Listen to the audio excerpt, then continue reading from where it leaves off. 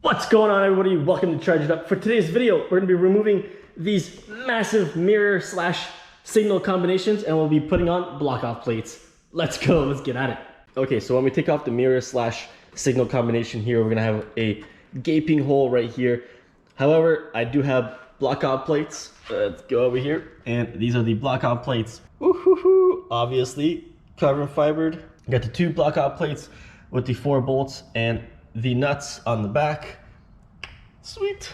Tools needed to remove the mirror slash signal combo. Size 3 Allen key, I believe a size 6 or a 5/16 wrench, a size 10 socket, and a wrench. That's all you need. All right, let's get right to it here. We're gonna actually go remove the mirrors.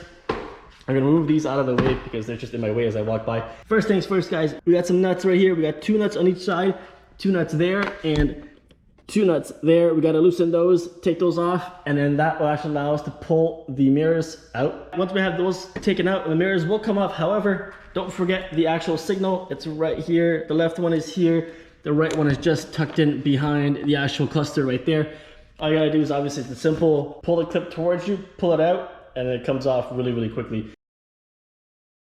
And last of that, there's the mirror signal combination. And there's that one as well. All right, so the front of the bike looks like this now. I'm gonna clean this all up. So the bike's a little bit dirty. Obviously I've been riding, going on little trips here and there, and obviously there's bugs everywhere. So what I'm actually gonna do first is I'm gonna clean this off, make sure it's nice and clean, get all the bugs out of there. There's like a couple dead bugs in here. And then we'll get the block off plates and put the block off plates on. All right, so I cleaned up the little sections here.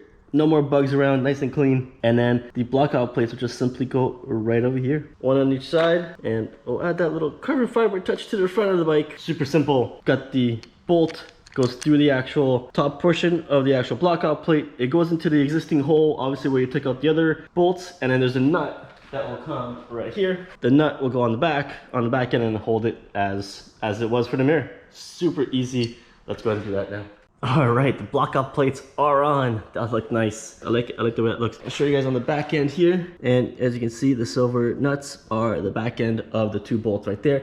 A little weird that the kit comes with silver bolts instead of black, considering everything else on the bike is black and the bolts are black as well. But I'm just, nitpicking, I guess. But yeah, anyways, regardless, that looks nice. I like the way that looks. Happy with that. Yeah.